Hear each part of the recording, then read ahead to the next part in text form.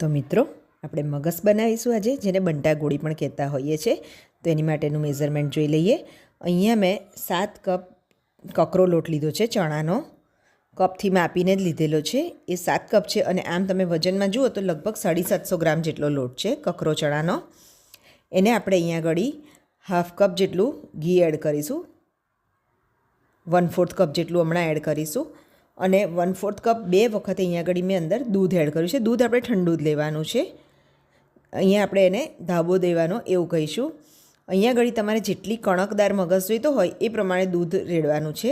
મારે થોડીક વધારે કણક જોઈએ છે એટલે મેં હાફ કપ લીધેલું છે અને 1/4 કપ ઘી એડ કરીશ. હવે આ બધું આપણે પ્રોપર મસળી લઈશું. એને મસળી લઈશું તો તમે જુઓ છો, જો આ રીતે છે ને, મુઠ્ઠી પડતા જેવું થાય છે ટેક્સચર એનું. હવે આને આપણે ચાળી લેવાનું છે, કારણ કે આપણે જે કણક જોઈએ છે મગસમાં, કણકદાર મગસ બનાવો છે તો એની માટે આ રીતે ધાબો દઈને કરીએ તો કણક બહુ જ સરસ પડતી હોય છે. હવે આપણે એને સરસ રીતે ચાળી લેવાનું છે. આ મગસ તમે ડાકોરનો મગસ જે ખાતા હોય છે સેમ એના જેવો જ બનશે આ મગસ, અને ખાવાની પણ બધાને મજા આવશે. આ રીતે આપણે એને ચાળી લેવાનું છે ને આ રીતે. અને જ્યારે બધું ચડાઈ જાય આપણું તો તમે જોઈ શકો છો, જો આ કેવી સરસ કણક પડી છે અંદર, એકદમ કણકદાર થયું છે ને, અને કલર પણ થોડો થોડો ચેન્જ થઈ ગયો છે, જુઓ છો ને. અને જે આપણે ચાળતા જે આ ચાળણ જેવું વધ્યું છે એને આપણે ફેંકી નહીં દેતા, એને જો મિક્સરમાં પીસી લઈશું તો એ પણ પાછું નોર્મલ આવી જશે ટેક્સચરમાં. તો એને આપણે પીસી લેવું હોય તો પીસી લેવાનું છે. હવે અહીંયા આગળ મેં 500 ગ્રામ ઘી લીધેલું છે. એમાં આપણે બધું આપણે લોટ જે તૈયાર કરીને રાખ્યો છે ધાબો દઈને એ એડ કરી લઈશું.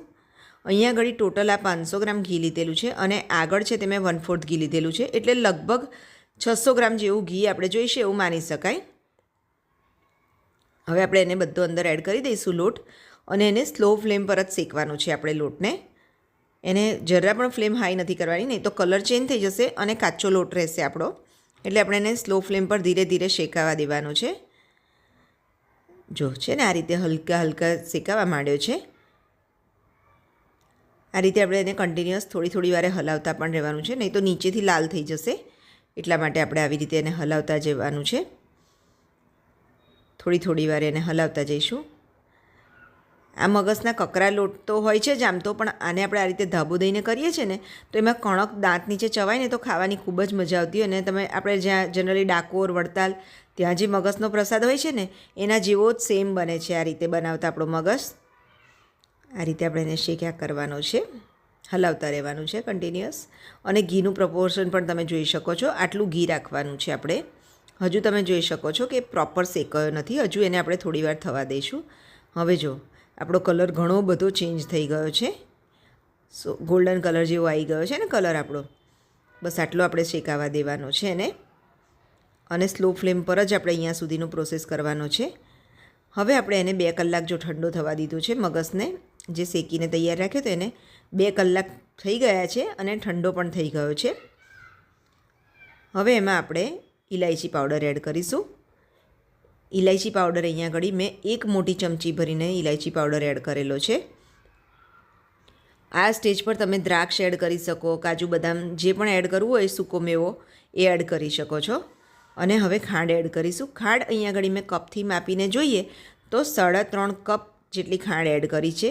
જો તમને કદાચ વધારે ગળપણ જોઈતું હોય તો તમે બીજું 1/4 કપ જેવું ઉપર એડ કરી શકો છો. એટલે 3.5 કપ જેટલી આપણે ખાંડ લીધેલી છે અહીંયા આગળ. હવે ખાંડને પણ આપણે પ્રોપરલી મિક્સ કરી લઈશું, કે જેથી કરીને ખાંડ અને ઇલાયચી સરસ એકરસ થઈ જાય, મિક્સ થઈ જાય. જો આપણને તાવેથાની મદદથી સરખું મિક્સ ના થાય તો આને હાથથી હલાવીને મિક્સ કરવું વધારે એડવાઇઝેબલ રહેશે. જો આપણું મિક્સ થઈને રેડી છે. હવે આપણને મનગમતો શેપ આપી લેવાનો છે. અહીંયા આગળ મેં ડાકોરનો પ્રસાદ કયો છે એટલે અત્યારે હું લાડુ વાળી રહી છું, નાના નાના બંટા ગોળીના શેપના. હવે આપણે લાડુ વાળી લઈશું એના. જો છે ને સરસ રીતે એકદમ, અને ટેક્સચર પણ એટલું સરસ આવ્યું છે કે આપણા લાડુ પણ એકદમ સરસ વળી જાય છે. તો મિત્રો, તમને આ મારી રેસીપી કેવી લાગી મને જણાવજો, અને મારી ચેનલને લાઈક કરજો. Thank you.